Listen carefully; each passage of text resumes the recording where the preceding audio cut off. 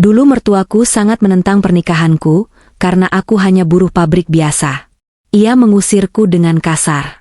Kini, setelah 5 tahun berlalu, ia terbaring sakit parah.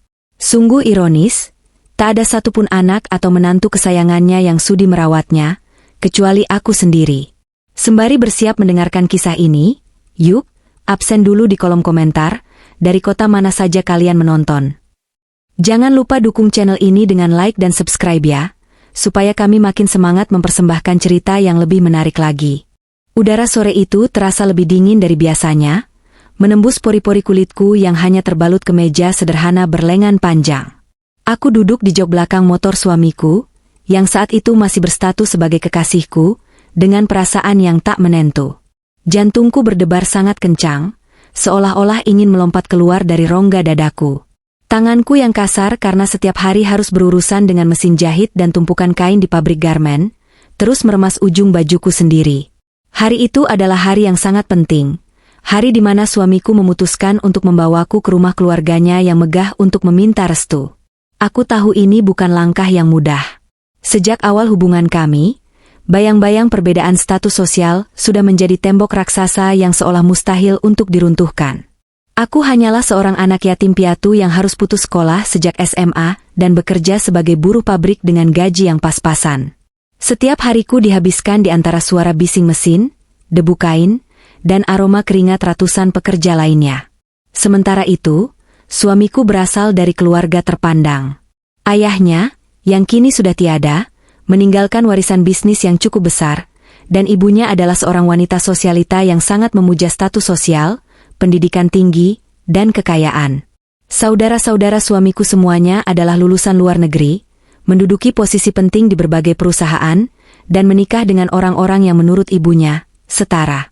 Motor kami akhirnya berbelok memasuki sebuah kompleks perumahan mewah. Mataku nanar menatap rumah-rumah bertingkat dengan pilar-pilar besar dan taman yang tertata sangat rapi. Ketika motor berhenti di depan sebuah gerbang besi menjulang tinggi, perutku terasa mual karena gugup. Suamiku menggenggam tanganku dengan erat, mencoba menyalurkan keberanian. Ia tersenyum menenangkanku, meyakinkan bahwa semuanya akan baik-baik saja. Namun, firasatku mengatakan hal yang berbeda. Kami melangkah masuk ke dalam ruang tamu yang luas dan berkilau. Lantai marmernya memantulkan cahaya dari lampu gantung kristal yang mewah. Udara sejuk dari pendingin ruangan menyapu wajahku, tetapi entah mengapa aku justru merasa semakin kedinginan. Di sofa kulit berwarna coklat tua itu, duduklah ibu suamiku. Beliau mengenakan gaun sutra yang anggun, dengan perhiasan emas melingkar di leher dan pergelangan tangannya. Tatapan matanya tajam, menyapu penampilanku dari ujung rambut hingga ujung kaki. Aku merasa seperti seorang terdakwa yang sedang menunggu vonis hukuman mati. Di sisi lain ruangan, duduk pula 2 kakak perempuan suamiku bersama suami mereka masing-masing. Mereka bahkan tidak repot-repot membalas senyumanku, hanya menatapku dengan tatapan meremehkan dan sesekali berbisik satu sama lain sambil tertawa kecil yang menyakitkan telinga. Setelah basa-basi yang terasa sangat canggung dan menyiksa, suamiku akhirnya mengutarakan niat hatinya. Ia mengatakan bahwa ia mencintaiku dan ingin menikahiku. Hening sejenak. Ruangan itu tiba-tiba terasa hampa udara. Ibu mertuaku meletakkan cangkir tehnya ke atas meja kaca dengan sedikit bantingan, menciptakan suara dentingan yang membuatku tersentak. Beliau menatapku dengan tatapan yang sangat dingin, lalu beralih menatap suamiku. Nada suaranya tidak tinggi, namun setiap kata yang keluar dari mulutnya terasa seperti belati yang menusuk langsung ke jantungku. Beliau mulai menginterogasiku, menanyakan asal-usul keluargaku, pendidikanku, dan pekerjaanku. Setiap kali aku menjawab dengan suara gemetar bahwa aku hanya lulusan SMA dan bekerja sebagai buruh pabrik, tawa sinis terdengar dari arah kakak-kakak iparku. Puncaknya adalah ketika ibu mertuaku berdiri. Beliau menunjuk tepat ke arah wajahku dengan jari telunjuknya yang dihiasi cincin berlian. "Apa kamu sudah gila?" desisnya kepada suamiku. Kemarahan yang sedari tadi ditahannya akhirnya meledak. "Kamu anak laki-laki kebanggaan keluarga ini. Kamu punya masa depan yang cerah, pendidikan tinggi, dan posisi yang bagus. Lalu kamu ingin menghancurkan semuanya dengan menikahi perempuan kampungan ini?" Suamiku mencoba membela, menjelaskan bahwa aku adalah wanita yang baik, pekerja keras, dan mandiri. Namun, ibu mertuaku tidak peduli. Beliau melangkah mendekatiku, menatapku dengan penuh rasa jijik. Kata-kata yang keluar dari bibirnya selanjutnya akan terus terngiang di kepalaku, menjadi luka yang tak pernah benar-benar kering selama bertahun-tahun. "Cari yang setara denganmu," teriaknya kepada suamiku, menggema di seluruh sudut ruangan mewah itu. "Dia itu cuma buruh. Dia tidak punya apa-apa selain kemiskinan. Apa yang bisa dia berikan untuk keluarga ini? Tidak ada. Dia hanya akan menjadi benalu. Dia akan menyusahkanmu nantinya. Jangan pernah bermimpi aku akan merestui hubungan rendahan ini." Air mataku yang sedari tadi kutahan akhirnya tumpah tak terbendung. Aku menundukkan kepala, membiarkan butiran air mata membasahi rok sederhanaku. Aku merasa sangat hina, tidak berharga, dan kotor. Aku ingin bumi menelanku saat itu juga. Aku sudah terbiasa hidup susah. Aku terbiasa dihina karena miskin, tetapi mendengar kalimat itu diucapkan di depan pria yang sangat kucintai, rasanya sakit luar biasa. Salah satu kakak perempuan suamiku menimpali dengan nada sinis, mengatakan bahwa perempuan sepertiku pasti hanya mengincar harta kekayaan adik mereka untuk mengangkat derajat hidupku yang menyedihkan. Aku perlahan menarik tangan suamiku, memohon dalam isak tangis agar kami pergi saja. Aku tidak sanggup lagi mendengar semua hinaan itu. Aku merasa tidak pantas untuknya. Namun, suamiku tidak bergeming. Ia berdiri tegak, membalas tatapan ibunya dan saudara-saudaranya dengan rahang mengeras. Suamiku yang biasanya sangat penurut dan selalu menghormati ibunya, hari itu menunjukkan ketegasannya. "Aku tidak meminta harta ibu untuk menikahinya," ucap suamiku dengan suara bergetar karena menahan amarah. "Aku hanya meminta restu. Tapi jika restu itu harus ditukar dengan merendahkan wanita yang aku cintai, maka aku tidak membutuhkannya. Aku yang akan menafkahinya, aku yang akan menjaganya, dan aku pastikan dia tidak akan pernah menyusahkan siapapun di rumah ini." Setelah mengucapkan kalimat itu, suamiku menarik tanganku dengan kuat. Kami berbalik dan melangkah keluar dari rumah mewah itu tanpa menoleh lagi. Di belakang kami, terdengar suara pecahan vas bunga dan teriakan ibu mertuaku yang mengancam akan mencoret nama suamiku dari daftar ahli waris, dan tidak menganggapnya anak lagi jika ia berani melangkah keluar dari gerbang. Namun, langkah suamiku tidak goyah sedikit pun. Di sepanjang perjalanan pulang, rintik hujan mulai turun, membasahi tubuh kami. Aku menangis sejadi-jadinya di punggung suamiku.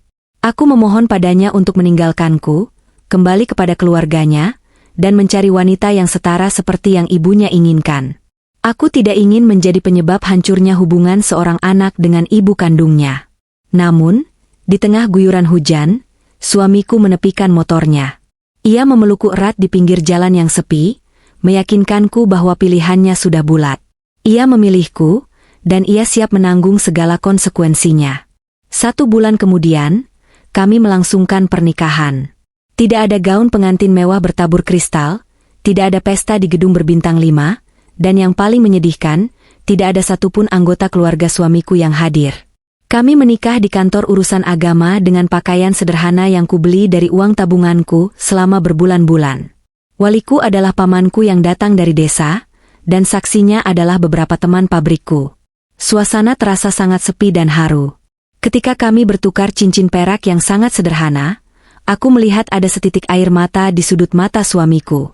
Aku tahu hatinya hancur karena ibunya tidak ada di hari bahagianya, tetapi ia selalu menyembunyikannya di balik senyumannya. Hari itu, di hadapan Tuhan, aku berjanji pada diriku sendiri. Aku mungkin hanya seorang buruh pabrik. Aku mungkin tidak berpendidikan tinggi, tetapi aku bersumpah akan menjadi istri yang berbakti. Aku akan bekerja keras tanpa kenal lelah, mendampingi suamiku dari titik terendah, dan membuktikan kepada ibu mertuaku dan semua orang yang merendahkan kami, bahwa cinta dan kerja keras bisa mengubah takdir. Kami mungkin dibuang, tapi kami tidak akan pernah hancur. Langkah pertama dari kehidupan pernikahan kami yang penuh perjuangan baru saja dimulai, berbekal tekad, doa, dan luka yang akan terus kami jadikan cambuk untuk bangkit. Pernikahan yang tidak direstui selalu membawa badai di awal pelayarannya. Bulan-bulan pertama kehidupan kami sebagai sepasang suami istri adalah masa-masa yang sangat berat dan menguras air mata. Sejak memutuskan untuk menikahiku, ibu mertuaku benar-benar menepati ancamannya. Beliau memutus semua fasilitas suamiku.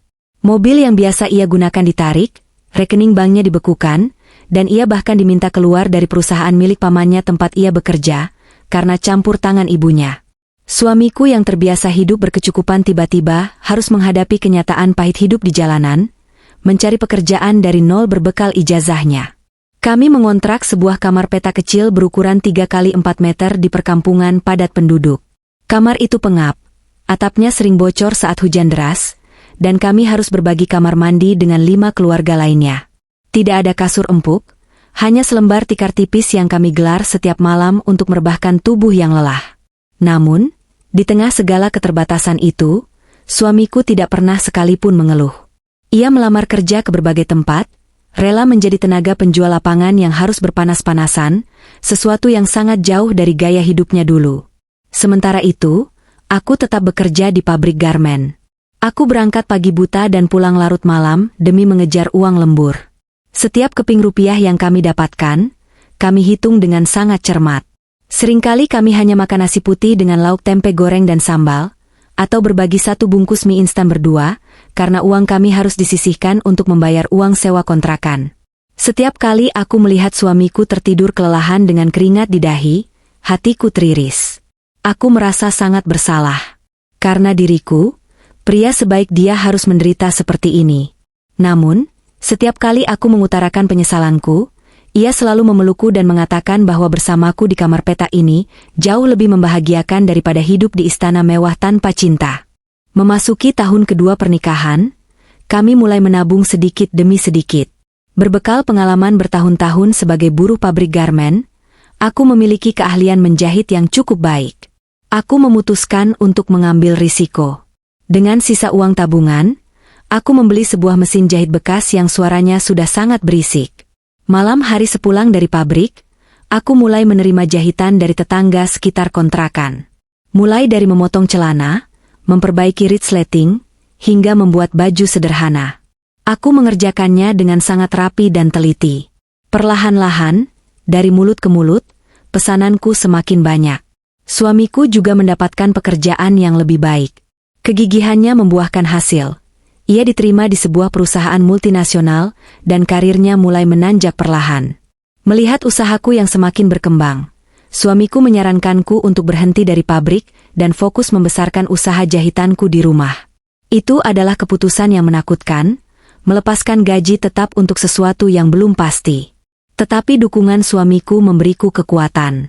Kami kemudian menyewa tempat yang sedikit lebih besar, yang bisa dijadikan tempat tinggal sekaligus bengkel jahit kecil-kecilan. Aku mulai merekrut 1 orang asisten, seorang ibu rumah tangga tetanggaku yang butuh pekerjaan.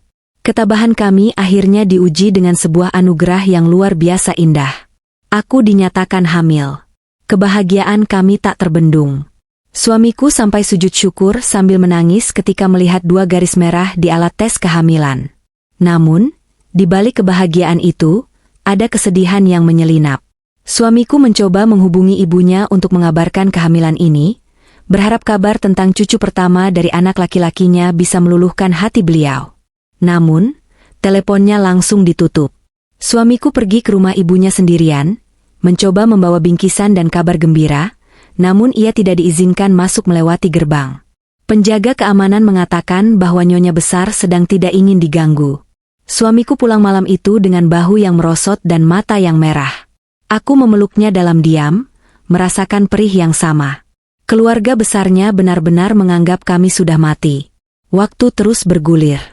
Anakku, seorang laki-laki yang sehat dan cerdas, lahir ke dunia dan menjadi sumber energi baru bagi kami berdua. Kehadirannya membawa rezeki yang tidak disangka-sangka. Usaha konveksiku berkembang pesat.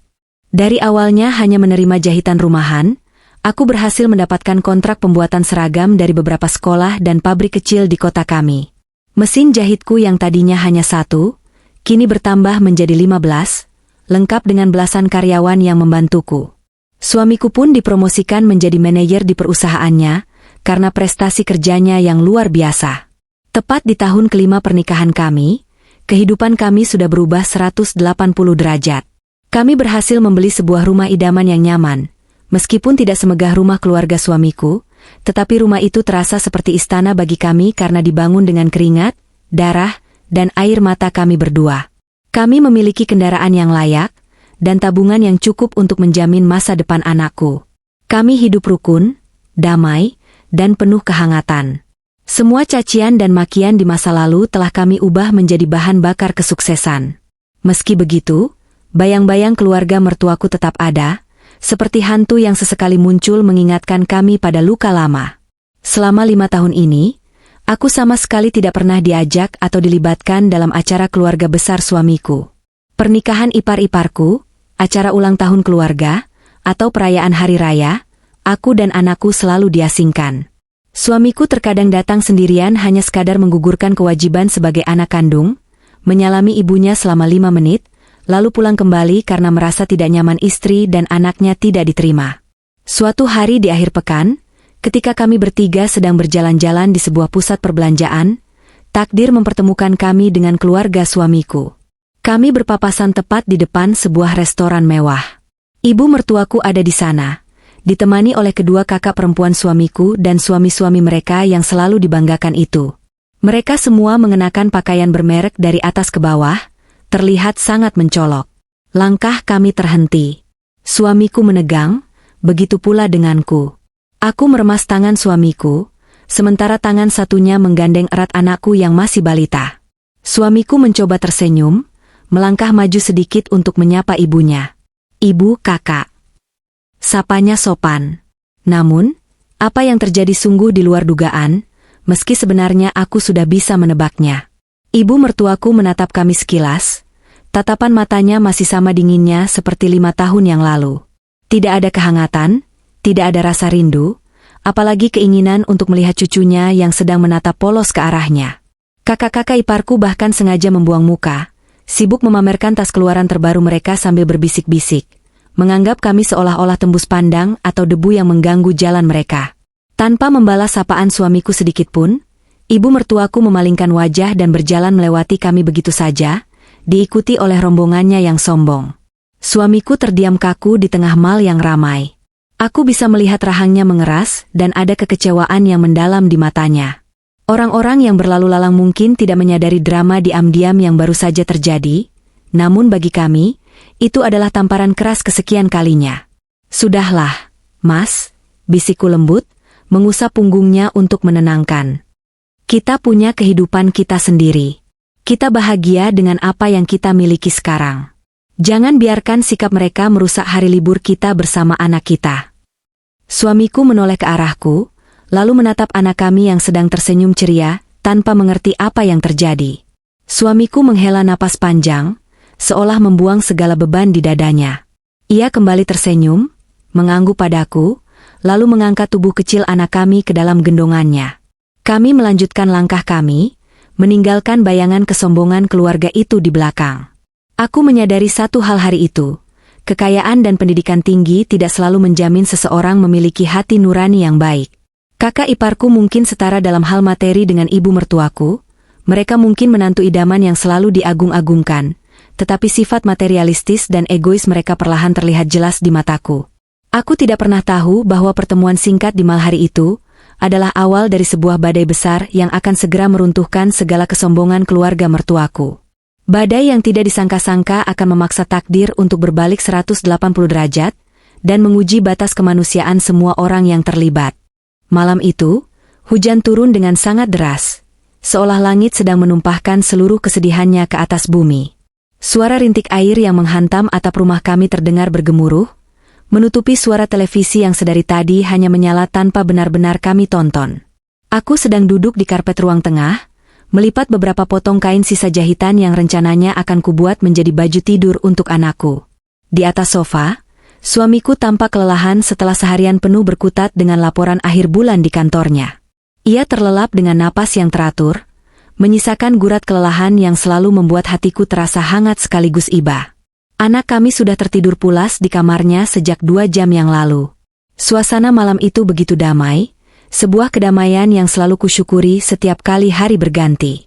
Namun, kedamaian itu mendadak pecah oleh dering telepon genggam suamiku yang tergeletak di atas meja kaca. Suaranya yang melengking nyaring membelah keheningan malam, beradu dengan suara guntur yang sesekali menggelegar. Aku melirik ke arah layar telepon yang menyala dalam gelap. Tertera nama salah satu kakak perempuan suamiku di sana. Perasaanku mendadak tidak enak. Selama 5 tahun pernikahan kami, tidak pernah sekalipun kakak iparku menelepon, apalagi di tengah malam buta yang diguyur hujan badai seperti ini.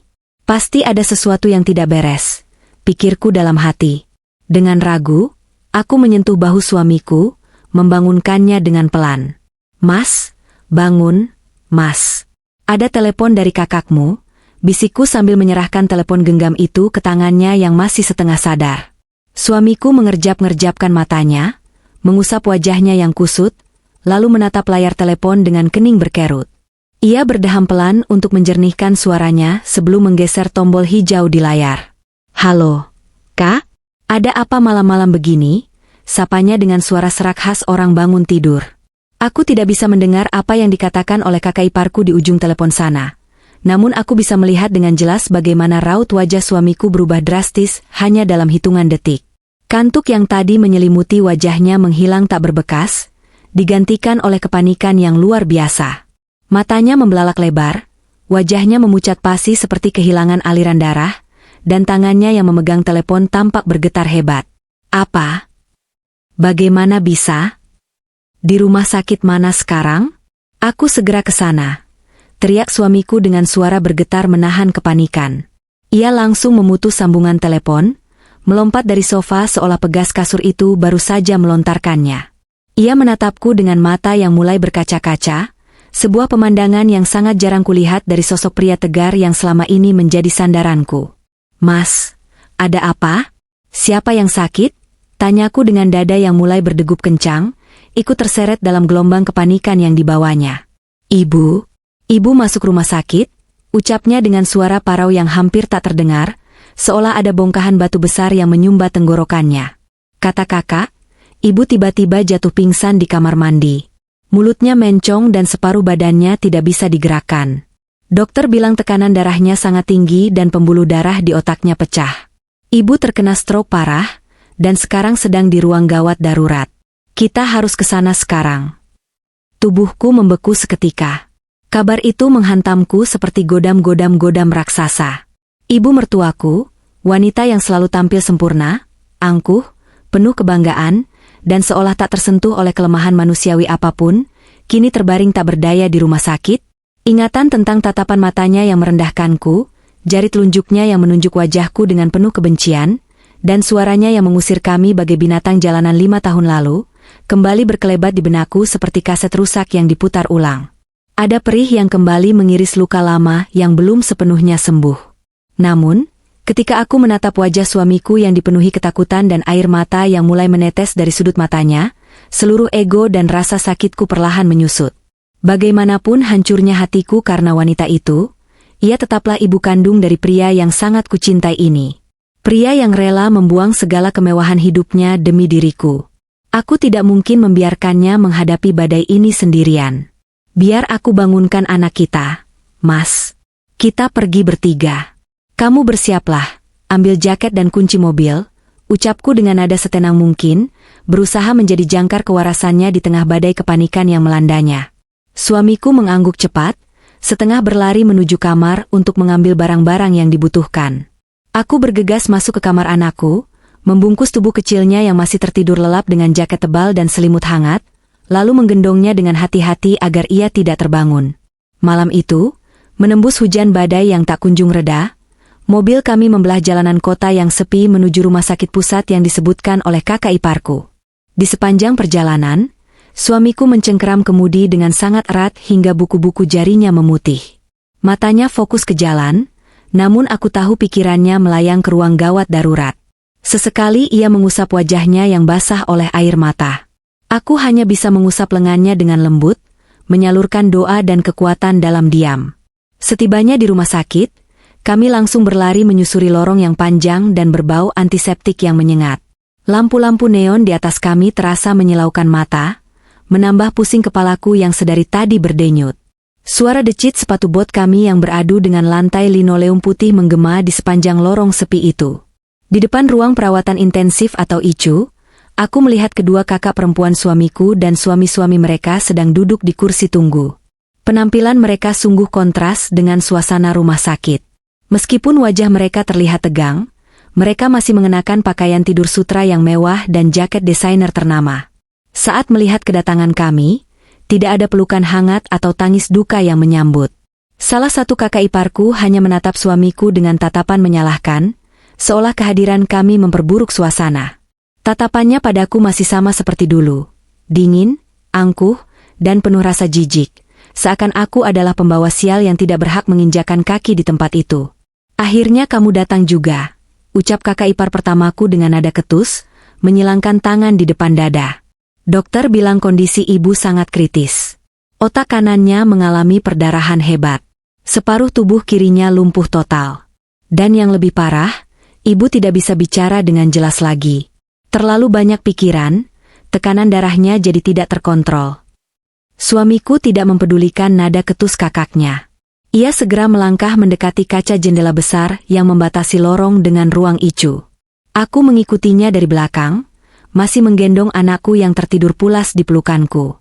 Pemandangan di dalam ruangan itu sungguh membuat napasku tercekat. Di atas ranjang pesakitan yang dikelilingi berbagai macam mesin dengan layar berkedip dan suara bunyi, bip, yang konstan, terbaringlah ibu mertuaku. Wanita yang dulu selalu berdiri tegak dengan dagu terangkat tinggi, kini tampak begitu kecil, rapuh, dan menyedihkan. Berbagai macam selang plastik menancap di tubuhnya. Ada selang oksigen yang menutupi hidung dan mulutnya, selang infus yang menusuk punggung tangannya yang mulai keriput, dan sebuah selang besar yang masuk ke dalam mulutnya. Wajahnya yang selalu dirawat dengan krim-krim mahal dan riasan sempurna, kini tampak pucat pasi, kuyu, dan menua belasan tahun lebih cepat. Separuh wajahnya tampak menurun dan tidak simetris lagi. Mataku tak berkedip menatap sosok di balik kaca itu. Kemana perginya nyonya besar yang begitu berkuasa itu? Kemana perginya wanita sosialita yang menganggap harta dan kedudukan adalah segala-galanya? Di atas ranjang rumah sakit itu, semua berlian, tas bermerek, rumah mewah, dan menantu-menantu kaya yang ia banggakan, sama sekali tidak ada artinya. Kematian dan penyakit tidak pernah memandang status sosial. Di hadapan takdir, manusia ternyata hanyalah seonggok daging yang bisa rapuh kapan saja. Aku melihat suamiku menempelkan kedua telapak tangannya di kaca yang dingin, menangis terseduh-seduh memanggil ibunya. Hatinya hancur melihat penderitaan wanita yang melahirkannya. Sementara itu, di kursi tunggu, aku sayup-sayup mendengar perbincangan kakak-kakak iparku bersama suami mereka. Aduh, besok padahal aku ada janji kumpul arisan dengan istri direktur bank itu. Masa aku harus batalkan sih? Nggak enak banget. Keluh kakak ipar keduaku sambil mengecek layar telepon genggamnya, wajahnya tampak lebih cemas memikirkan jadwal sosialitanya daripada nyawa ibunya. Sudahlah, yang penting kan biaya rumah sakit sudah ditangani asuransi VIP-nya ibu. Besok kita cari perawat khusus saja buat jaga. Aku juga ada rapat pemegang saham besok pagi, nggak mungkin begadang di sini terus. Bau obatnya bikin bajuku ikutan bau, sahut kakak ipar pertamaku sambil mengibaskan tangan di depan hidungnya, seolah udara di sekitarnya beracun. Mendengar percakapan itu, darahku rasanya mendidih. Aku menatap mereka dengan perasaan tidak percaya. Ibu mereka sedang berjuang antara hidup dan mati di dalam sana, tubuhnya lumpuh dan masa depannya hancur. Namun yang ada di pikiran anak-anak kesayangannya hanyalah jadwal arisan, bau obat yang menempel di baju, dan siapa yang akan membayar tagihan. Inikah hasil didikan tentang status dan kekayaan yang selalu diagung-agungkan ibu mertuaku? Inikah anak-anak sempurna yang selalu ia banding-bandingkan denganku yang hanya seorang buruh pabrik? Kesombongan memang bangunan yang megah, namun fondasinya sangat rapuh. Dan malam itu, badai besar baru saja menghantam bangunan megah bernama keluarga mertuaku, meruntuhkan segala topeng kepalsuan, dan menyisakan kenyataan pahit yang harus mereka telan bulat-bulat. 2 minggu berlalu sejak malam badai di rumah sakit itu. Masa-masa kritis telah terlewati, namun kerusakan yang terjadi pada tubuh ibu mertuaku bersifat permanen. Sesuai prediksi dokter, beliau mengalami kelumpuhan total pada bagian kiri tubuhnya. Ia tidak bisa berjalan, tidak bisa duduk tanpa bantuan, bahkan untuk menelan makanan padat pun ia kesulitan karena otot wajahnya tak lagi berfungsi normal. Kemampuan bicaranya sangat terbatas, hanya bisa mengeluarkan suara erangan yang tidak jelas atau kata-kata patah yang sulit dimengerti. Nyonya besar yang angkuh itu kini sepenuhnya bergantung pada orang lain untuk hal-hal paling dasar sekalipun. mulai dari menyuap makanan hingga membersihkan kotorannya sendiri. Hari itu, dokter mengizinkan ibu mertuaku pulang. Tentu saja, ia tidak dibawa ke kontrakan atau rumah kecil. Ia dibawa kembali ke istananya, ke rumah mewah 2 lantai dengan pilar-pilar besar tempat aku pertama kali dihinakan 5 tahun silam. Atas permintaan suamiku, aku ikut hadir hari itu. Kami menitipkan anak kami pada tetangga yang kupercaya, agar tidak mengganggu suasana. Langkahku terasa berat saat melintasi gerbang besi tinggi itu. Ingatan masa lalu langsung menyergapku, membuat perutku terasa melilit. Namun, aku berusaha menata hatiku. Aku datang bukan sebagai terdakwa yang mengemis restu, melainkan sebagai seorang istri yang mendampingi suaminya di masa-masa sulit. Setibanya di sana, ibu mertuaku langsung ditempatkan di sebuah kamar tamu di lantai bawah, karena beliau mustahil bisa menaiki tangga. Kamar itu cukup luas, namun hawanya terasa dingin dan suram. Setelah memastikan perawat rumah sakit memindahkan ibunya ke atas tempat tidur dengan aman, suamiku melangkah ke ruang tamu utama.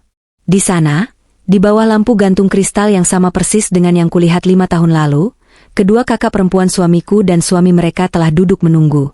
Wajah mereka terlihat tegang, tidak ada sedikit pun raut kelegaan menyambut kepulangan ibu mereka. Suamiku duduk di salah satu sofa tunggal, dan aku mengambil tempat duduk di sebuah kursi kecil agak jauh di sudut ruangan, memilih untuk menjadi pengamat dalam diam.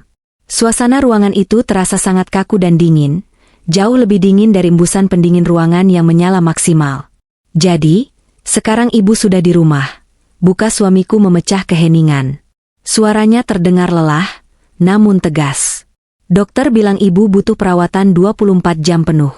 Fisioterapi rutin, pemberian obat tepat waktu, dan bantuan untuk semua kegiatan fisiknya. Pertanyaannya sekarang, siapa di antara kita yang akan mengurus ibu?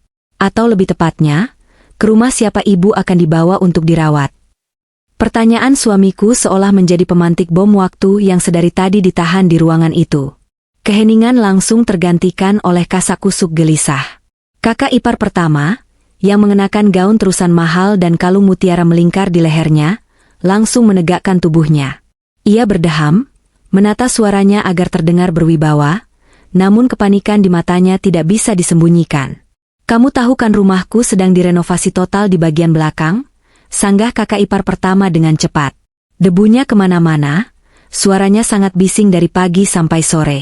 Sangat tidak sehat untuk orang sakit seperti ibu. Lagi pula, suamiku ini direktur utama, dia sering menjamu rekan bisnis dari luar negeri di rumah.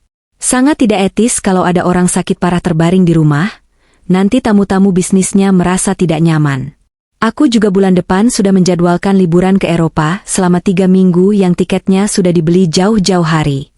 Aku sama sekali tidak ada waktu untuk merawat orang sakit. Suami kakak ipar pertama, pria bertubuh tambun dengan setelan jas rapi, mengangguk setuju dengan ekspresi dingin yang tak terbantahkan. "Betul," kata istriku. "Rumah kami bukan panti jompo. Kami tidak punya fasilitas yang memadai untuk merawat orang lumpuh. Risikonya terlalu besar." Mendengar alasan yang terdengar begitu masuk akal di telinga mereka namun begitu kejam di telinga orang waras, rahang suamiku mulai mengeras. Ia menoleh ke arah kakak ipar keduanya, berharap mendapat jawaban yang lebih manusiawi. "Lalu bagaimana denganmu, Kak? Rumahmu paling besar, anak-anakmu juga sudah mulai besar dan masuk sekolah menengah. Kamu punya 4 orang pembantu di rumah?" tanya suamiku, mencoba menekan nada suaranya yang mulai naik. Kakak ipar kedua, yang sedang sibuk memoles kuku jarinya dengan kikir kecil, menghela napas panjang seolah beban dunia baru saja diletakkan di pundaknya. "Aduh, kamu jangan gila dong. Memang rumahku besar dan pembantuku banyak. Tapi mereka itu kan tugasnya membersihkan rumah dan memasak, bukan mengurus orang sakit apalagi menceboki orang lumpuh. Kalau mereka jijik lalu berhenti kerja serentak, siapa yang repot? Aku kan sibuk mengurus butikku setiap hari. Belum lagi anak-anakku itu sangat sensitif. Mereka alergi debu dan sangat benci bau obat-obatan atau bau-bau tidak sedap lainnya. Kalau ibu tinggal di rumahku akan berbau seperti rumah sakit. Aku tidak mau mental anak-anakku terganggu karena melihat neneknya cacat seperti itu." Kata "cacat" dan "bau tidak sedap" meluncur begitu saja dari bibir merahnya, tanpa rasa bersalah sedikit pun. Aku terkesiap di sudut ruangan. Tanganku meremas ujung bajuku sendiri. Aku tidak percaya dengan apa yang baru saja kudengar. Mereka sedang membicarakan ibu kandung mereka sendiri, wanita yang melahirkan, menyusui, dan membesarkan mereka dengan segala kemewahan dan fasilitas nomor 1. Namun kini, di saat wanita itu paling membutuhkan mereka memperlakukannya layaknya barang rusak yang menjijikan dan harus segera disingkirkan. Topeng-topeng kepalsuan keluarga ini benar-benar telah terjatuh berserakan di lantai marmer yang mengkilap ini. Inilah sosok asli dari menantu-menantu, setara, dan anak-anak kebanggaan yang dulu diagung-agungkan. Orang-orang berpendidikan tinggi yang hatinya ternyata jauh lebih kerdil dan miskin empati daripada seorang pengemis di jalanan. Lalu apa rencana kalian? Bentak suamiku, akhirnya tak kuasa lagi menahan amarah yang meledak di dadanya. Ia berdiri dari sofa, menatap tajam kedua kakak perempuan dan kakak iparnya secara bergantian. Wajahnya merah padam, urat-urat di lehernya menonjol keluar. Kalian membiarkan ibu di rumah sebesar ini sendirian? Ibu itu lumpuh. Dia tidak bisa berbuat apa-apa. Suami kakak ipar keduaku, seorang pengusaha muda yang arogan, mencondongkan tubuhnya ke depan dan menjawab dengan nada datar yang sangat mengesalkan. Kita patungan saja. Kita sewa 2 perawat profesional untuk berjaga bergantian 24 jam di rumah ini. Atau kalau mau lebih praktis, kita cari panti ureda eksklusif kelas VIP. Uang bukan masalah buat kita berempat. Kan? Kita bayar berapapun agar ibu mendapat perawatan terbaik di sana, kita tinggal datang menengok sebulan sekali. Selesai masalah. Panti ureda? Suara suamiku menggelegar, memantul di dinding-dinding ruangan mewah itu. Kalian mau membuang ibu kandung kalian sendiri ke panti jompo? Di mana hati nurani kalian? Ibu tidak butuh uang kalian. Ibu butuh didampingi, butuh kasih sayang anak-anaknya di sisa umurnya. Dulu ibu membelikan kalian mobil mewah, menyekolahkan kalian sampai ke luar negeri, memfasilitasi bisnis kalian, dan sekarang saat ibu sakit, kalian bahkan merasa jijik hanya untuk mencium bau obatnya. Jaga nada bicaramu, teriak kakak ipar pertamaku, ikut berdiri dan menunjuk wajah suamiku. Jangan bersikap sok suci. Kalau kamu memang merasa paling peduli, kenapa tidak kamu saja yang bawa ibu ke rumahmu yang kecil itu? Oh, aku lupa, istrimu kan cuma mantan buruh pabrik yang sibuk menjahit dari pagi sampai malam. Pasti dia tidak akan sudi merawat wanita yang dulu mengusirnya, kan? Lagi pula, rumah pinggiran kota milik kalian itu pasti sangat sempit dan panas. Bisa mati cepat ibu kalau tinggal di sana. Aku tersentak. Namaku dibawa-bawa dengan nada hinaan yang masih sama kasarnya. Suamiku mengepalkan tangannya kuat-kuat, bersiap untuk membalas ucapan kakaknya dengan kata-kata yang lebih tajam.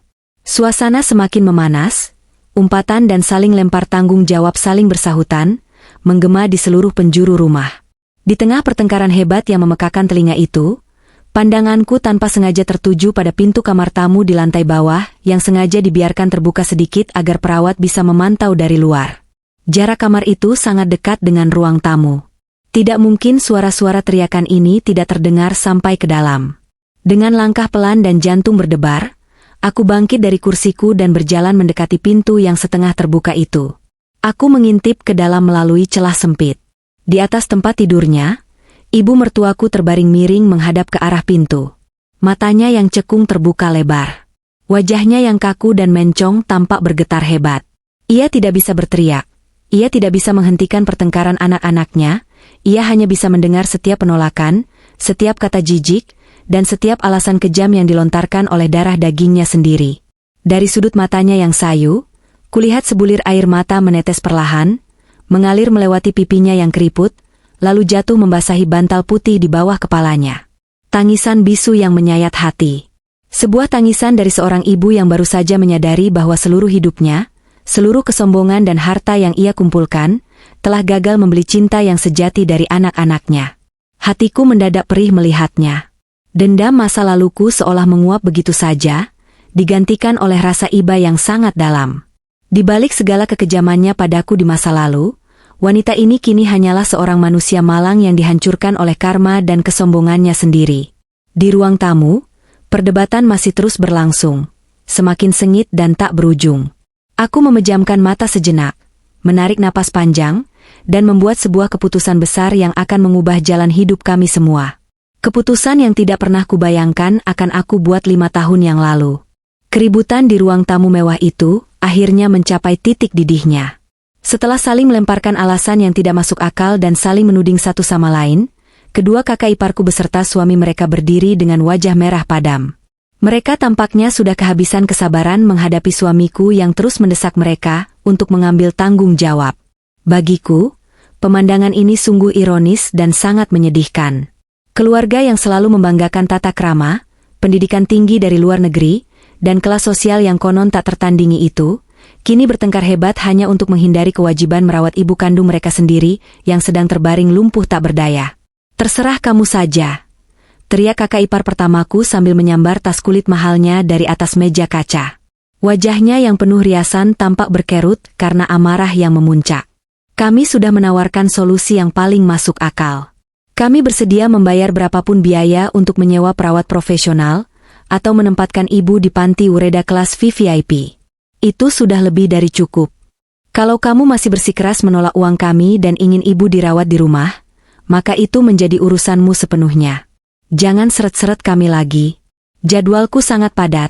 Aku tidak punya waktu untuk mengurus hal-hal emosional seperti ini."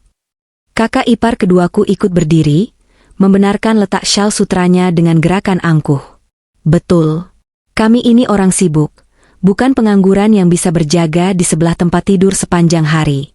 Kalau kamu memang anak yang paling berbakti, urus saja ibu sendirian. Tapi ingat, jangan pernah datang mengemis uang kepada kami kalau istrimu yang mantan buruh itu mengeluh karena harus membersihkan kotoran ibu setiap hari. Kami permisi." Tanpa menunggu balasan dari suamiku, mereka berempat melangkah pergi meninggalkan ruang tamu.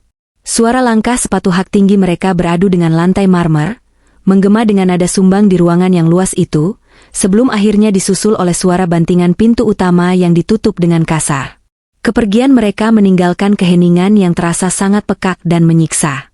Udara dingin dari pendingin ruangan seolah menusuk langsung ke tulang. Suamiku berdiri mematung di tengah ruangan. Rahangnya mengeras, napasnya memburu, dan kedua tangannya terkepal sangat kuat di sisi tubuhnya hingga buku-buku jarinya memutih pasi. Ia menatap kosong ke arah pintu utama yang baru saja tertutup, seolah tidak percaya dengan apa yang baru saja disaksikannya. Perlahan, pertahanannya runtuh. Pundaknya yang biasanya tegap kini merosot jatuh. Ia menjatuhkan dirinya kembali ke atas sofa kulit, menutupi wajahnya dengan kedua telapak tangannya, dan tangisnya pun pecah. Suara isak tangis suamiku terdengar sangat memilukan. Itu bukan tangisan amarah semata, melainkan tangisan frustrasi, kekecewaan yang mendalam, dan rasa kasihan yang tak terhingga kepada wanita yang telah melahirkannya. Pria yang selama 5 tahun ini selalu menjadi pelindungku, pria yang tidak pernah meneteskan air mata saat kami harus menahan lapar di kontrakan sempit dulu, kini menangis terseduh-seduh karena hatinya hancur melihat kelakuan darah daging ibunya sendiri. Ia merasa gagal. Ia merasa tidak berdaya karena di satu sisi ia sangat ingin merawat ibunya. Namun di sisi lain ia tidak memiliki keberanian sedikitpun untuk memintaku melakukan hal tersebut.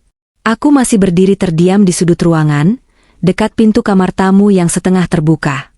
Hatiku berkecamuk hebat.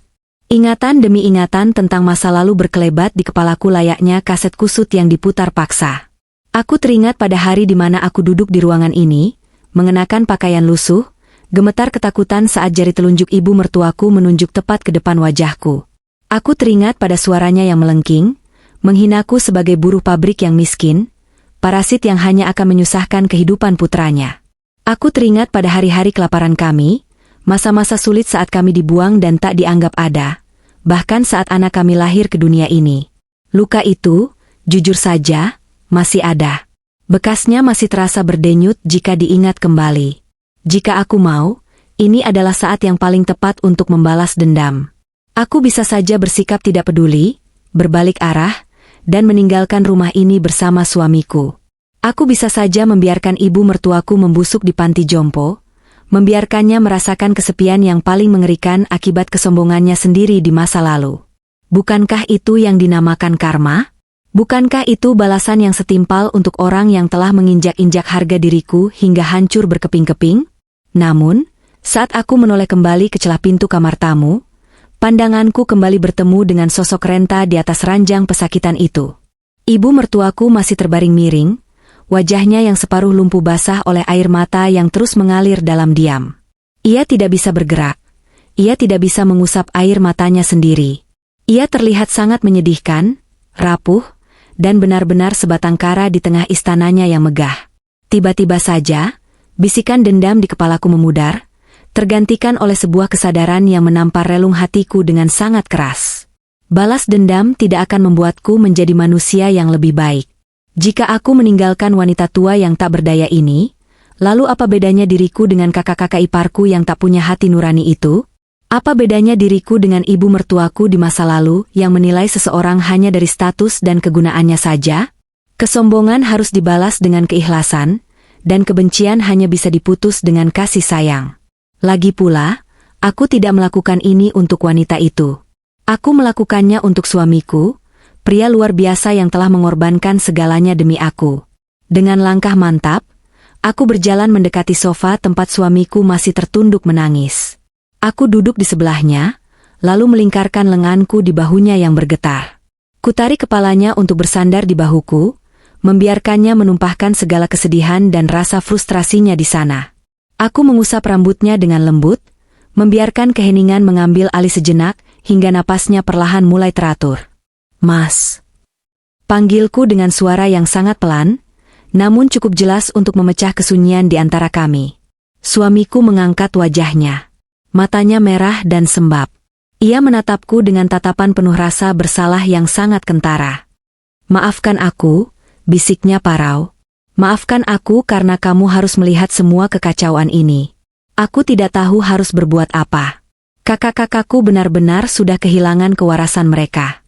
Aku tidak mungkin membiarkan ibu diurus oleh orang asing di panti jompo. Tapi aku juga sadar, aku tidak punya hak sedikitpun untuk memintamu merawatnya setelah semua perlakuan kejam ibu kepadamu dulu. Aku tidak akan membebanimu dengan dosa-dosa keluargaku." Aku tersenyum tipis. Sebuah senyuman tulus yang datang dari dasar hatiku yang terdalam. Aku meraih kedua tangannya yang dingin, menggenggamnya erat, dan menatap lurus ke dalam bola matanya yang dipenuhi keraguan. "Bawa ibu ke rumah kita, Mas," ucapku dengan nada yang sangat tenang, tanpa keraguan sedikitpun. "Bawa ibu pulang bersama kita. Biar aku yang merawatnya mulai hari ini." Mendengar kalimat itu meluncur dari bibirku, mata suamiku membelalak lebar. Ia seolah tersengat aliran listrik yang tak kasat mata. Ia menatapku dengan ekspresi tidak percaya, seakan-akan ia sedang berhalusinasi atau salah mendengar ucapanku. Mulutnya terbuka sedikit, namun tidak ada suara yang keluar. Kamu bicara apa?" Tanyanya terbata-bata setelah berhasil menemukan kembali suaranya. "Kamu tidak perlu melakukan ini karena kasihan padaku. Merawat orang stroke itu sangat berat, butuh kesabaran luar biasa. Kamu punya usaha jahitan yang sedang ramai, kamu sudah sangat kelelahan setiap hari. Belum lagi luka di hatimu. Aku tahu kamu belum lupa dengan semua hinaan ibu." "Aku memang belum lupa, Mas," jawabku jujur, suaraku mengalun lembut menenangkan gejolak di hatinya. "Luka itu pernah ada, dan butuh waktu lama untuk menyembuhkannya. Tapi melihat ibumu terbaring di sana, dibuang oleh anak-anak yang selama ini selalu ia banggakan, luka itu rasanya tidak ada artinya lagi. Aku sudah memaafkannya, jauh sebelum hari ini. Aku mengambil keputusan ini bukan karena aku ingin mencari muka, bukan juga sekadar karena kasihan. Aku melakukan ini karena beliau adalah ibumu. Ibu dari laki-laki yang rela membuang seluruh dunianya, hanya untuk hidup miskin bersamaku. Jika kamu bisa berkorban sebesar itu untukku, masa aku tidak bisa berkorban sedikit tenaga untuk merawat wanita yang telah melahirkanmu?" Air mata suamiku kembali tumpah. Namun kali ini bukan air mata kesedihan, melainkan air mata haru yang tak terbendung. Ia merengkuh tubuhku ke dalam pelukannya yang sangat erat, seolah takut aku akan menghilang jika ia melepaskannya. Ia menangis di ceruk leherku, membisikkan kata terima kasih berulang kali dengan suara yang tersendat-sendat. "Terima kasih. Ya Tuhan, terima kasih. Maafkan keluargaku. Terima kasih karena kamu memiliki hati seluas samudra. Aku berjanji akan membantumu, aku tidak akan membiarkanmu menanggung beban ini sendirian. Kita rawat ibu sama-sama," ucapnya di sela-sela isak tangisnya. Aku membalas pelukannya dengan tak kalah erat, menepuk punggungnya untuk memberikan kekuatan. Keputusanku sudah bulat. Malam itu juga, kami tidak menunda waktu lagi. Kami melangkah masuk ke dalam kamar tamu. Ibu mertuaku masih terjaga, matanya mengikuti setiap pergerakan kami dengan tatapan yang sulit diartikan. Ia pasti mendengar percakapan kami di ruang tamu tadi. Suamiku membungkuk, mencium kening ibunya yang terasa dingin, lalu membisikkan kalimat yang membuat air mata ibu mertuaku kembali mengalir deras. "Ibu tidak perlu takut," bisik suamiku dengan suara bergetar. "Ibu tidak akan pergi ke panti jompo. Ibu akan tinggal bersamaku, di rumahku. Istriku, menantu yang dulu ibu usir dari rumah ini, dia sendirilah yang meminta agar ibu tinggal bersama kami. Dia yang akan merawat ibu. Kita pulang sekarang ya, Bu." Tanpa banyak bicara lagi, kami segera mengemasi barang-barang keperluan ibu mertuaku. Pakaian, obat-obatan, dan beberapa perlengkapan medis kami masukkan ke dalam koper. Tidak ada satupun saudara suamiku yang membantu, tidak ada pembantu rumah tangga yang berani ikut campur. Hanya kami berdua. Malam itu, kami membawa wanita yang dulu mengusirku dengan penuh kehinaan, keluar dari istana megahnya yang dingin, menuju rumah kecil kami yang hangat. Ini adalah awal dari sebuah babak baru yang akan menguras air mata dan tenaga, namun aku telah menyiapkan hatiku sepenuhnya. Pintu maaf telah terbuka lebar, dan aku siap membuktikan bahwa cinta sejati selalu menang melawan kesombongan. Kepindahan ibu mertuaku ke rumah kami membawa perubahan yang sangat drastis dalam rutinitas kehidupan sehari-hariku. Rumah kami yang biasanya harum oleh aroma masakan di pagi hari dan wangi pelicin pakaian di sore hari, kini sepenuhnya didominasi oleh aroma tajam dari obat-obatan, minyak kayu putih, dan karbol antiseptik.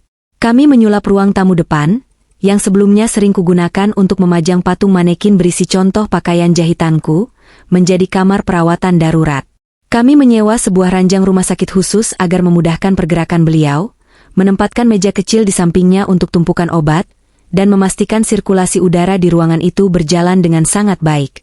Masa-masa awal merawat orang yang mengalami kelumpuhan total akibat stroke jauh lebih berat dari yang pernah kubayangkan. Fisikku dipaksa untuk beradaptasi dengan ritme kerja yang sama sekali baru dan menguras tenaga luar biasa. Setiap hari, jadwalku dimulai jauh sebelum matahari terbit. Tepat pukul 4 pagi, aku sudah harus bangun untuk merebus air hangat. Hal pertama yang kulakukan adalah masuk ke kamar ibu mertuaku untuk mengganti popok dewasanya yang kotor. Pagi pertama saat aku harus melakukan rutinitas ini adalah momen yang paling canggung dan mengiris hati bagi kami berdua.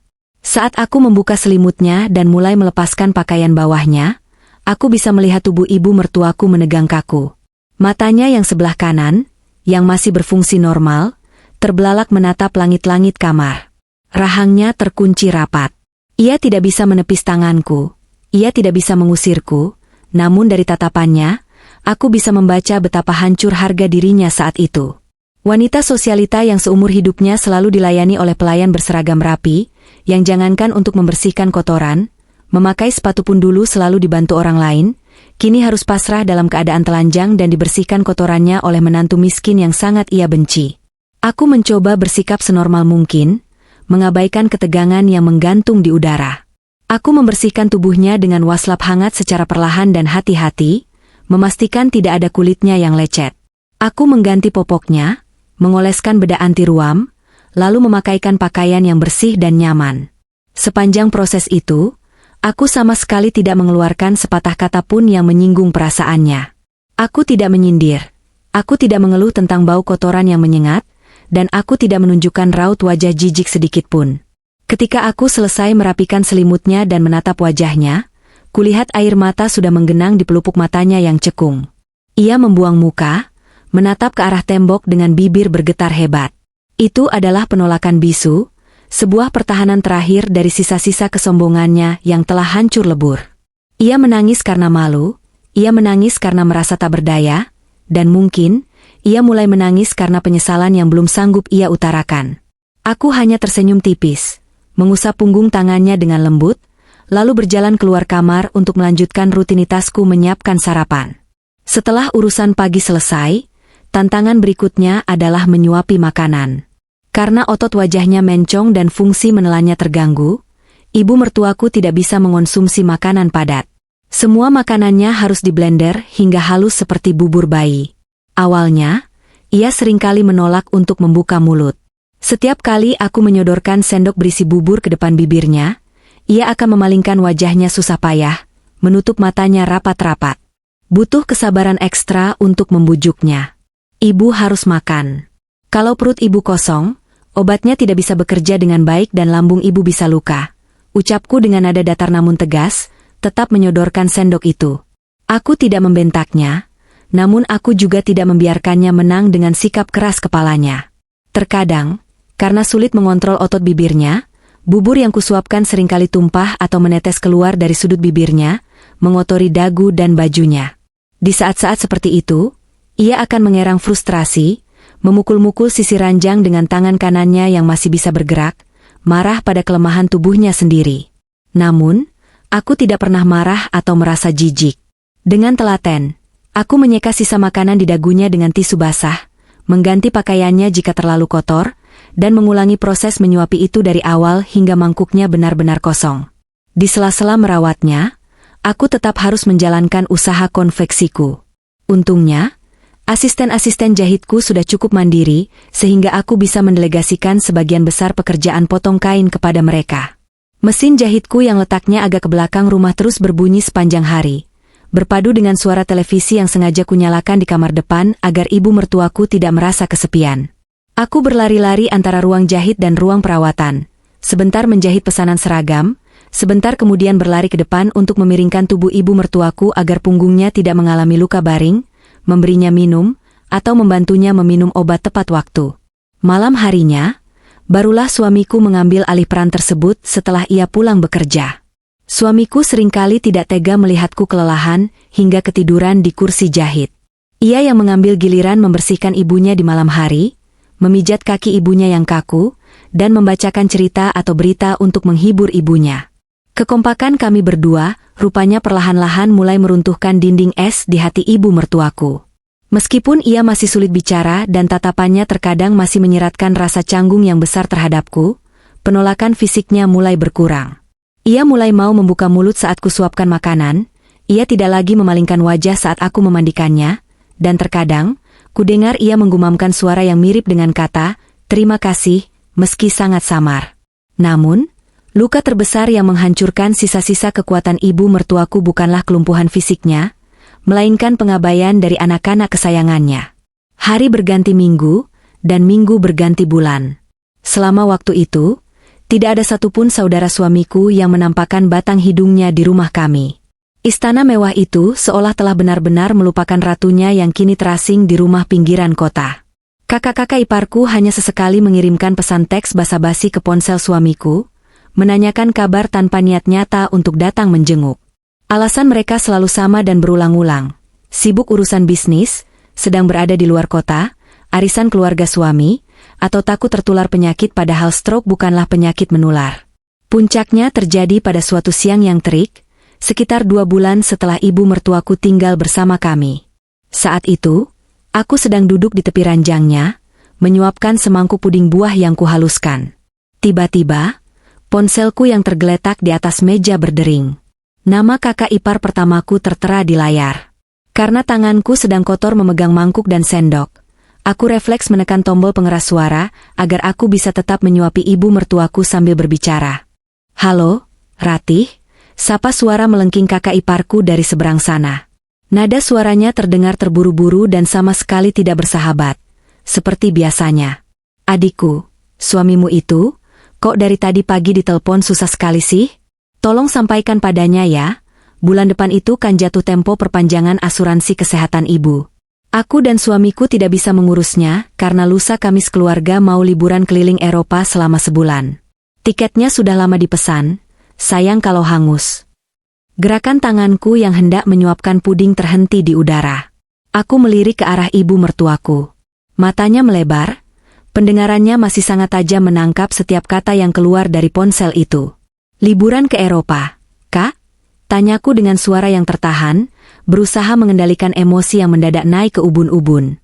Ibu kondisinya sedang menurun minggu ini. Kemarin malam beliau sempat demam tinggi. "Tidakkah sebaiknya liburannya ditunda dulu?" Atau setidaknya kakak datang menengok ibu sebelum berangkat jauh? Ibu pasti sangat rindu melihat anak-anak dan cucu-cucunya. Terdengar dengusan kasar dari ujung telepon, sebuah helaan napas yang penuh dengan rasa terganggu. Aduh, Ratih, kamu jangan dramatis deh. Liburan ini kan sudah direncanakan jauh sebelum ibu sakit. Kalau ditunda, rugi ratusan juta kami. Lagi pula, buat apa aku ke sana? Kalau aku datang pun ibu tidak akan sembuh seketika, kan? Ibu juga tidak bisa diajak bicara dengan normal lagi. Kalian saja yang urus. Kan suamiku sudah bilang kalau ada biaya obat yang kurang, tinggal tagih ke asisten pribadinya. Sudahlah, aku sedang sibuk e-packing ini. Jangan lupa sampaikan pesanku ke suamimu. Klik. Sambungan telepon diputus secara sepihak. Suasana kamar mendadak hening seketika, sepi yang terasa sangat menyakitkan. Aku meletakkan mangkuk puding ke atas meja dengan tangan gemetar. Hatiku perih membayangkan bagaimana rasanya menjadi seorang ibu yang mendengar kalimat setajam itu dari darah dagingnya sendiri. Aku tidak berani menatap wajah ibu mertuaku. Aku takut melihat kehancuran di sana. Namun, suara isakan kecil dan tertahan perlahan memecah keheningan. Aku menoleh perlahan. Tubuh ibu mertuaku bergetar hebat di bawah selimut tipisnya. Wajahnya merah pada menahan tangis yang akhirnya tak sanggup lagi ia sembunyikan. Air matanya mengalir deras tanpa henti, membasahi bantal, membawa serta seluruh sisa kesombongan, kebanggaan palsu, dan harapannya yang hancur berkeping-keping. Hari itu, kenyataan menamparnya dengan kenyataan yang paling telanjang. Harta, status sosial, dan menantu-menantu kaya yang selalu ia agung-agungkan, nyatanya tidak memiliki nilai sepeser pun di saat ia berada di titik terendah. Anak-anak yang ia sekolahkan tinggi-tinggi dengan biaya miliaran, lebih memilih membuang uang untuk liburan ke luar negeri, daripada meluangkan waktu 1 jam saja untuk melihat wajah ibunya yang sedang meregang nyawa. Dan menantu miskin, buruh pabrik yang dulu ia usir bagai anjing kurap, adalah satu-satunya tangan yang kini membersihkan kotorannya, menyuapkan makanan ke mulutnya, dan menjaganya tetap hidup. Aku meraih tisu, mencondongkan tubuhku ke depan, dan dengan sangat lembut menghapus air mata yang membasahi pipinya. Aku menatap matanya dalam-dalam, menyalurkan segala bentuk ketulusan yang kumiliki.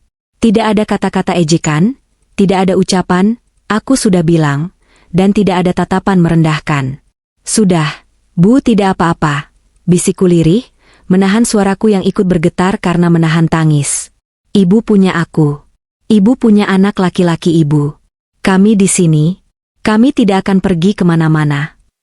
Mendengar ucapanku, tangis ibu mertuaku semakin pecah. Tangan kanannya yang lemah perlahan terangkat, bergerak gemetar di udara mencari tanganku. Ketika ia berhasil menyentuh tanganku, ia menggenggamnya dengan sisa-sisa tenaga yang ia miliki. Genggaman itu terasa dingin, rapuh, namun sangat erat. Ia menatapku dengan tatapan yang sepenuhnya berbeda. Tatapan penuh keputusasaan, permohonan ampun, dan penyesalan yang teramat sangat dalam. Di ruangan sempit yang dipenuhi aroma obat itu, di bawah tatapan air mata yang terdiam, perlahan-lahan, sebuah pintu maaf yang sesungguhnya mulai terbuka. Malam itu, udara terasa jauh lebih dingin dari biasanya. Hujan rintik-rintik turun membasahi atap rumah kami, menciptakan irama monoton yang seolah menjadi lagu pengantar tidur bagi seluruh penghuni bumi. Jam dinding di ruang tengah sudah menunjukkan pukul 11 malam, namun mataku masih enggan terpejam. Di dalam kamar perawatan darurat yang beraroma campuran minyak kayu putih dan karbol antiseptik ini, aku duduk diam di kursi plastik kecil tepat di samping ranjang besi tempat ibu mertuaku terbaring. Suamiku malam ini tertidur pulas di sofa ruang tengah, kelelahan setelah seharian penuh mengurus masalah operasional di kantornya yang sedang genting. Anak kami pun sudah terlelap di kamarnya sejak beberapa jam yang lalu. Suasana rumah begitu hening, hanya menyisakan deru pelan mesin pendingin ruangan dan suara napas ibu mertuaku yang terdengar berat. Kondisi fisik ibu mertuaku minggu ini memang sedikit menurun. Otot-otot tubuhnya, terutama di bagian kiri yang mengalami kelumpuhan total, seringkali menegang dan kaku hingga membuatnya mengerang kesakitan di tengah malam. Dokter menyarankan agar aku rutin memijat perlahan bagian tubuhnya yang kaku itu, untuk memperlancar sirkulasi darah, dan mencegah luka baring yang semakin parah. Malam ini, rutinitas itu kembali kulakukan. Aku menuangkan sedikit minyak urut aromaterapi ke telapak tanganku, menggosoknya perlahan hingga terasa hangat, lalu mulai memijat betis dan telapak kaki ibu mertuaku dari balik selimut tipisnya. Saat jari-jariku menyentuh kulit kakinya yang kini terasa kendur dan keriput, pikiranku tiba-tiba melayang jauh ke masa lalu. Aku teringat pada sepasang kaki ini, yang 5 tahun lalu selalu dibalut dengan sepatu hak tinggi bermerek luaran luar negeri, melangkah dengan penuh kesombongan dan keangkuhan di atas lantai marmer istananya. Kaki yang sama, yang dulu melangkah menjauh, menolak mentah-mentah kehadiranku, dan mengusirku bagai kotoran yang menodai kehormatan keluarganya.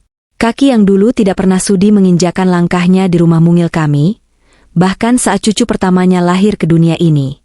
Namun kini, kaki itu terbaring kaku, tak berdaya, dan sepenuhnya bergantung pada sentuhan tangan kasarku, tangan seorang mantan buruh pabrik yang dulu sangat ia hinakan. Sungguh, roda kehidupan berputar dengan cara yang sangat misterius dan seringkali di luar nalar manusia. Kekuatan, kekayaan, dan status sosial yang selama ini diagung-agungkannya, nyatanya lenyap tak berbekas saat penyakit datang menjemput. Di ruangan sempit ini, tidak ada lagi nyonya besar yang berkuasa. Yang ada hanyalah seorang wanita tua renta, kesepian, dan menyimpan luka batin yang jauh lebih parah daripada kelumpuhan fisiknya. Aku terus memijat perlahan, meremas otot-otot betisnya dengan ritme yang teratur. Tiba-tiba, aku merasakan pergerakan kecil dari tubuhnya. Aku mendongakkan kepala dan melihat mata ibu mertuaku ternyata terbuka lebar di tengah keremangan cahaya lampu tidur. Ia tidak sedang tidur. Ia menatap langit-langit kamar dengan tatapan kosong, dadanya naik turun dengan ritme yang tidak beraturan, dan bibirnya yang mencong sebelah tampak bergetar hebat. Tak lama kemudian, dari sudut matanya yang sayu, mengalirlah air mata yang menderas dengan sangat cepat. Awalnya, kupikir ia menangis karena rasa sakit fisik akibat ototnya yang tegang. "Ibu kesakitan?" tanyaku dengan suara berbisik, memecah keheningan malam. Aku segera menghentikan pijatanku dan meraih selembar tisu dari atas meja nakas. "Bagian mana yang sakit, Bu? Kaki sebelah sini nyilu lagi ya?" "Sebentar, aku ambilkan obat pereda nyerinya." Namun, saat aku baru saja hendak berdiri dari kursi plastikku, tangan kanannya yang masih berfungsi tiba-tiba bergerak dengan susah payah. Jari-jarinya yang gemetar meraih ujung lengan bajuku, mencengkeramnya dengan sisa-sisa tenaga yang ia miliki. Genggamannya tidak kuat, namun cukup untuk menahan langkahku. Aku menunduk, menatap wajahnya yang basah oleh air mata. Ibu mertuaku menggelengkan kepalanya pelan, sebuah isyarat bahwa ia tidak membutuhkan obat pereda nyeri. Ia menatap tepat ke dalam bola mataku. Tatapan itu terasa sangat berbeda malam ini. Tidak ada lagi sisa-sisa keangkuhan, tidak ada lagi rasa canggung yang selama ini menjadi dinding pembatas di antara kami. Tatapan matanya memancarkan rasa putus asa, rasa bersalah yang teramat sangat dalam, dan sebuah permohonan yang tak terucapkan. Isak tangisnya mulai terdengar, lolos dari tenggorokannya yang kaku. Tubuhnya bergetar semakin hebat. Ia berusaha membuka mulutnya, berusaha keras merangkai kata demi kata dari otot-otot wajahnya yang tak lagi sinkron. Otak kanannya yang rusak akibat perdarahan hebat membuat kemampuan bicaranya sangat terbatas. Ia harus berjuang melawan kelumpuhan pita suaranya sendiri, hanya untuk mengeluarkan 1 atau 2 suku kata. "Maaf." Satu kata itu keluar dari bibirnya yang keluh. Suaranya sangat pelan, serak, dan terdengar seperti orang yang sedang tercekik. Namun, di tengah keheningan malam itu, kata tersebut menggema dengan sangat nyaring di telingaku, menghantam tepat di ulu hatiku. Dadaku mendadak terasa sesak, seolah pasokan oksigen di ruangan ini tiba-tiba ditarik paksa. Aku terdiam kaku. Tangan kanannya masih mencengkeram lengan bajuku, dan kini air matanya mengalir semakin deras hingga membasahi bantal putih di bawah kepalanya. Ia menarik napas panjang, mengumpulkan seluruh sisa energinya yang tersisa, dan kembali mencoba berbicara. Setiap suku kata yang keluar seolah membawa beban bertonton penyesalan yang selama ini menyiksa batinnya. "Maafkan, Ibu." Ucapnya dengan susah payah, air liur menetes dari sudut bibirnya yang tak mampu ia kontrol. Namun ia tidak peduli. Ia terus menatapku dengan tatapan memelas yang menyayat hati. "Menantu buang Bu, yang buang justru yang pungut, Ibu." Kalimat yang terpotong-potong dan terbata-bata itu meruntuhkan seluruh pertahananku. Ia sedang berusaha mengatakan, menantu yang Ibu buang, justru satu-satunya yang memungut Ibu. Kesadarannya telah mencapai titik puncaknya. Ia akhirnya menyadari kebenaran yang paling menyakitkan dalam hidupnya. Anak-anak kandung yang ia besarkan dengan segala kemewahan, anak-anak yang ia sekolahkan ke luar negeri dan ia banggakan di setiap arisan sosialita, pada akhirnya berlari meninggalkannya saat ia tidak lagi berdaya.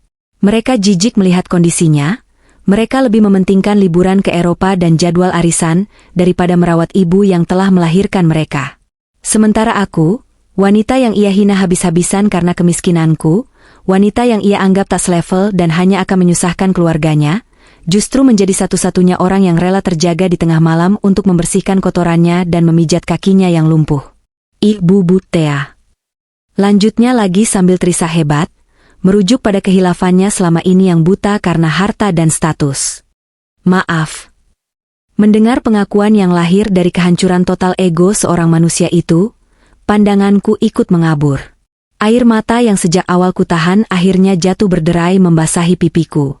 Segala kenangan pahit 5 tahun silam, kata-kata berbisa di ruang tamu mewah itu, tatapan merendahkan, dan perlakuan tidak adil yang kami terima selama bertahun-tahun, seolah diputar kembali dengan cepat di kepalaku. Jujur saja, butuh waktu bertahun-tahun bagiku untuk menata hati yang hancur karena hinaan itu. Namun malam ini, melihat wanita tua ini memohon ampun dengan kondisi fisik yang menyedihkan, segala amarah dan sisa-sisa dendam di hatiku seolah menguap begitu saja, terbawa oleh hembusan angin malam. Aku perlahan melepaskan cengkeraman tangannya di lengan bajuku, namun bukan untuk meninggalkannya. Aku menggenggam erat telapak tangan kanannya yang terasa dingin dan keriput, membawanya ke depan dadaku, lalu menempelkannya di sana. Dengan sebelah tanganku yang bebas, aku mengambil tisu dan dengan penuh kelembutan menghapus air mata dan sisa air liur di wajah ibu mertuaku. Aku menatap matanya dalam-dalam, memastikan ia bisa melihat ketulusan yang murni dari dasar jiwaku. Sudah, Bu. Sudah, bisikku dengan suara bergetar karena menahan isak tangisku sendiri. Ibu tidak perlu memaksakan diri untuk bicara. Ibu bisa kelelahan nanti. Semuanya sudah berlalu, Bu.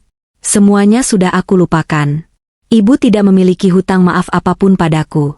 Sejak hari pertama suamiku membawa ibu ke rumah ini, sejak hari itu pula tidak ada lagi masa lalu di antara kita. Aku merawat ibu bukan untuk mencari pembuktian, aku merawat ibu karena ibu adalah orang tua kami. Ibu mertuaku menggelengkan kepalanya lemah, seolah penjelasanku belum cukup untuk meringankan beban dosa di dadanya.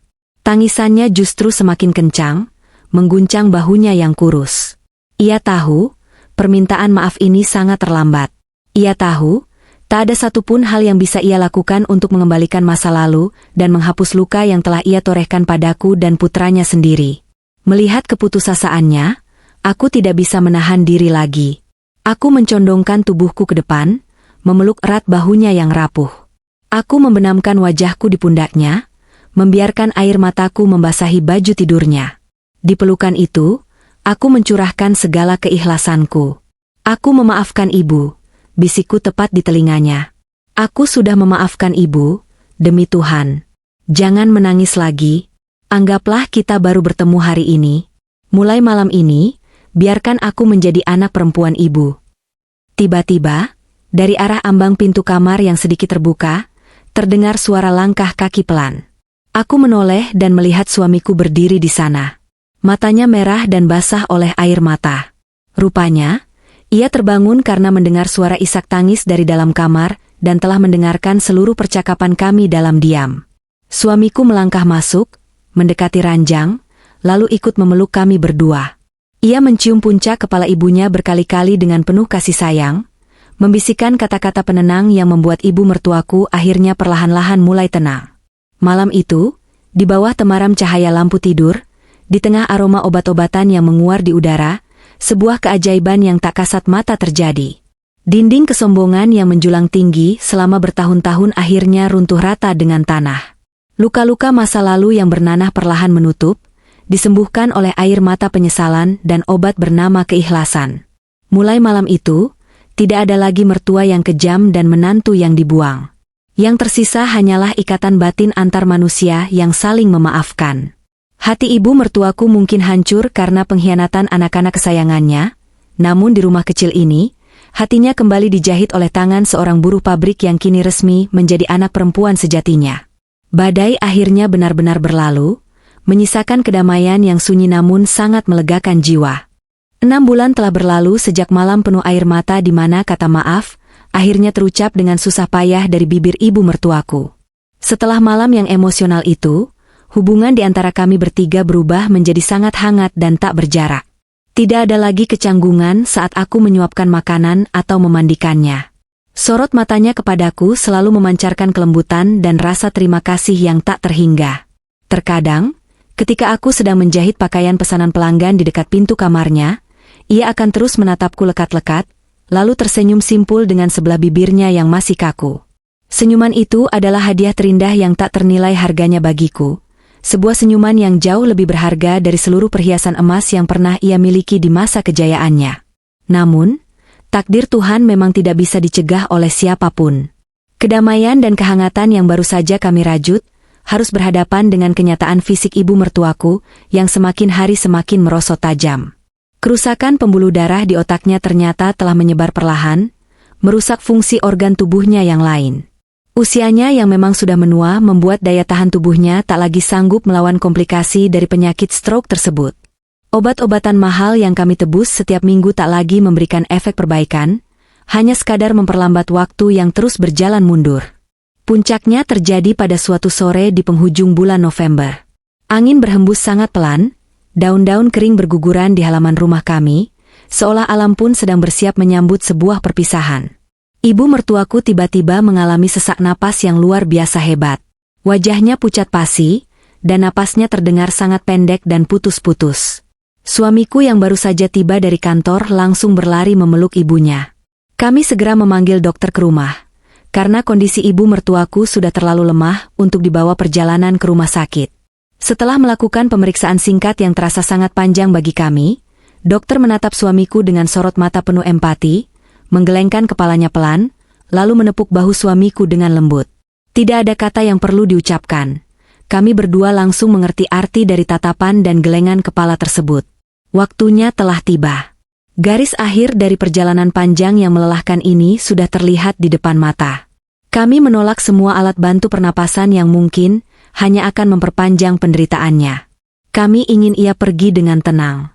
Suamiku duduk di sisi kanan ranjang, menggenggam erat telapak tangan ibunya, membisikkan doa-doa dan kalimat tauhid tepat di telinganya.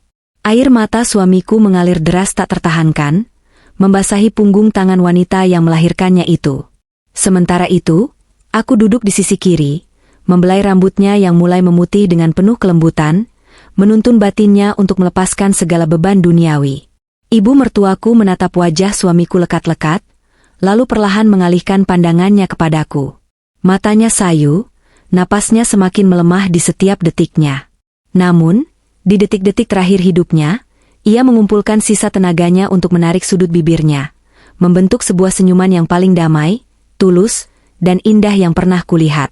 Genggaman tangannya pada suamiku perlahan mengendur, matanya terpejam dengan sangat pelan, dan embusan napas panjang terakhirnya keluar dari sela bibirnya.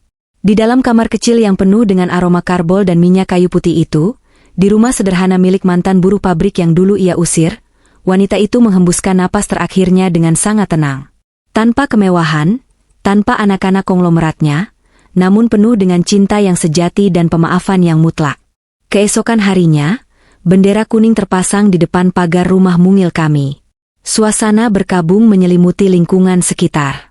Para tetangga dan asisten penjahitku sibuk, membantu mendirikan tenda sederhana, dan menata kursi plastik untuk para pelayat yang berdatangan. Di tengah kesibukan itu, sekitar pukul 10 pagi, sebuah pemandangan yang sangat kontras terjadi. 3 buah mobil mewah berwarna hitam legam berjejeran parkir di depan rumah kami, menutupi jalanan kompleks perkampungan yang sempit.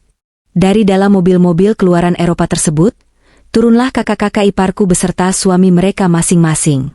Penampilan mereka sungguh mencolok di tengah kesederhanaan para pelayat yang lain. Mereka mengenakan pakaian serba hitam bermerek mahal, sepatu kulit mengkilap, dan kacamata hitam berukuran besar yang menutupi separuh wajah mereka. Mereka melangkah masuk ke halaman rumah kami dengan gerakan yang kaku, setengah menutupi hidung mereka seolah udara di rumah kami ini beracun bagi paru-paru kelas atas mereka. Tidak ada air mata yang terlihat menetes dari balik kacamata hitam itu, Hanya ada kepanikan yang berusaha ditutupi oleh gengsi. Begitu mereka melangkah masuk ke ruang tamu dan melihat jenazah ibu mereka terbujur kaku di tengah ruangan, tertutup kain batik yang sederhana, tangisan buaya mulai pecah.